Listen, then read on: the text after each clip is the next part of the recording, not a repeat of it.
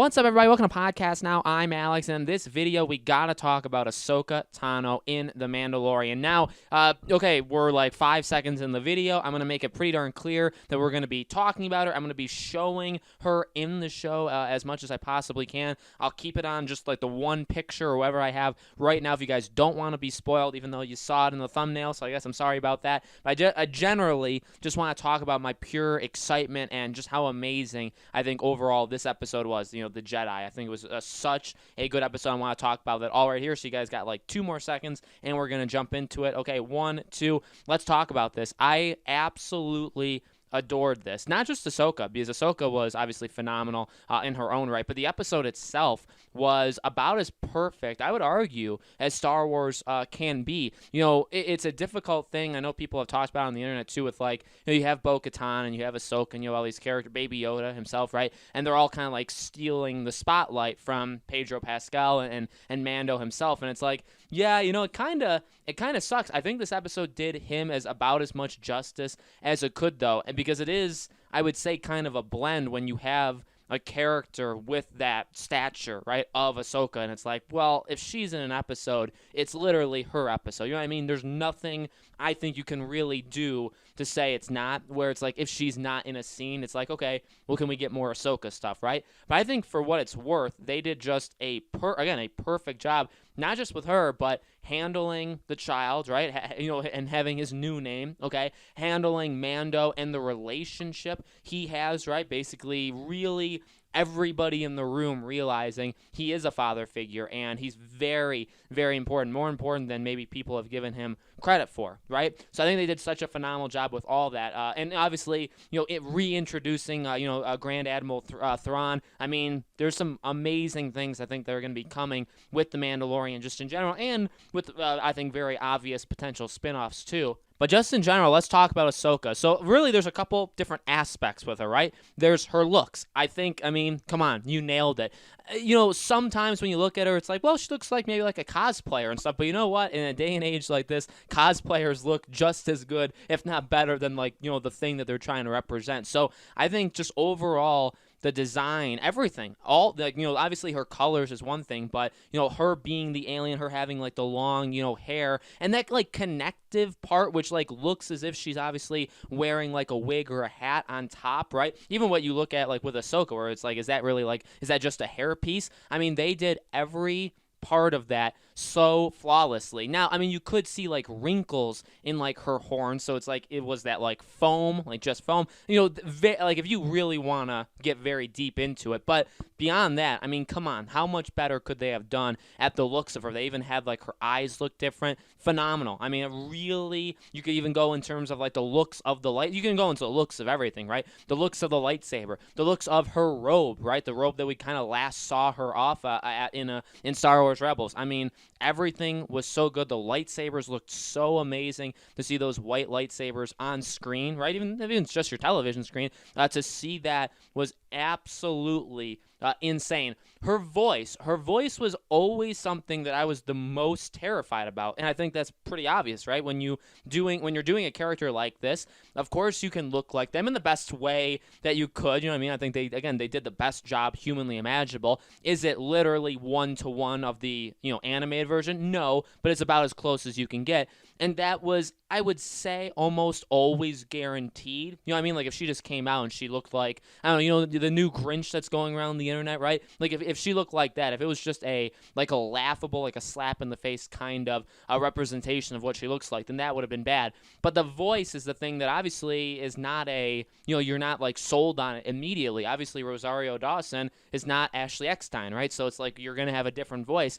For what it's worth, though, and, you know, being 2 different people altogether, I think she's pretty darn. Now, I don't know if she changed her voice, because it did, you know, generally sound like, you know, Rosario Dawson just in general. But I would say her voice was very, very close to what Ahsoka's is. You know, I think she did, to be quite honest with you, it did sound like she tried to change her voice a little bit to get into that sound. Now, again, maybe there'll be interviews along the internet, and maybe she'll admit that, or maybe she'll say, no, I just did my own voice. And, you know, again, I'm not here to like super critique it. I'm here to say, to me, I saw no issue with it. kind of because it actually worked really well. She sounded in my ears. Now my ears are fading. My hearing is fading in general for being a young man, such as the age that I am. But I think she sounded about as close to Ahsoka as you can get. And also, Ashley Eckstein has gotten older with Ahsoka. Obviously playing Ahsoka for over a decade at this point, right? So like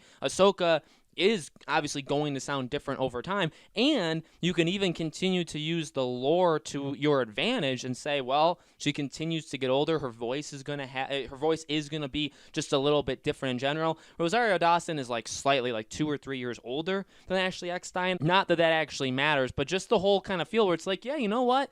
Her voice is a little bit, obviously it's a little bit different, but you could even kind of trick your mind into saying, well, she's older, this is a little bit different, right? So obviously her voice is going to change a little bit. But that was the thing I would say I was most afraid of. Even obviously like her mannerisms, right? Like how she crosses her arms. Ahsoka always kind of has like a playful kind of attitude to her, right? She can be very, very serious, but just the way she handles herself, right? Again, with more of like her postures, but also the way with her, again, she's sometimes very sarcastic. She's more like joking, right? So like those are kind of things that obviously it goes to the actor and goes to the writing, like if they're going to get that right or wrong. But the voice was always something where it's like, if you sound insanely different, it's gonna be hard to buy it. Now, in my mind, Ashley Eckstein is always going to be the voice of Ahsoka. But I know I saw people even on the internet saying like, but come on, Rosario Dawson, I mean, that was Ahsoka, okay, on screen, which is really, that's hard to pull off. And again, I think they did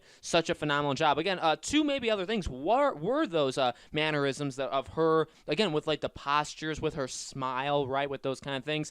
I mean, yeah, I bought it. I really bought that was Ahsoka after Rebels, after, episodes 4, 5, 6. I bought it. I really, really did. And that was absolutely incredible. Again, that's something very difficult. And obviously there's a lot of still holes in like, okay, where was she during this time or that time, or what's she doing there? All that different. I mean, there's obviously, story things that they're going to have to fill in, but like I bought it. I bought that was her. And then the final thing I want to talk about is her lightsaber and how she actually fought. So this was something that this is something I thought was probably pretty safe. The only thing that wasn't safe is she's very obviously very acrobatic, right? She jumps around a lot. She does a lot of things like that throughout her entire, even as she gets older, she still does it. That's one of the main, I would say, features of her and her, I guess more specifically, her fighting style, right? That she jumps a lot, that she spins a lot, and even when she's fighting, she does a lot of those things as well. So those are harder to pull off in a show, in a live, or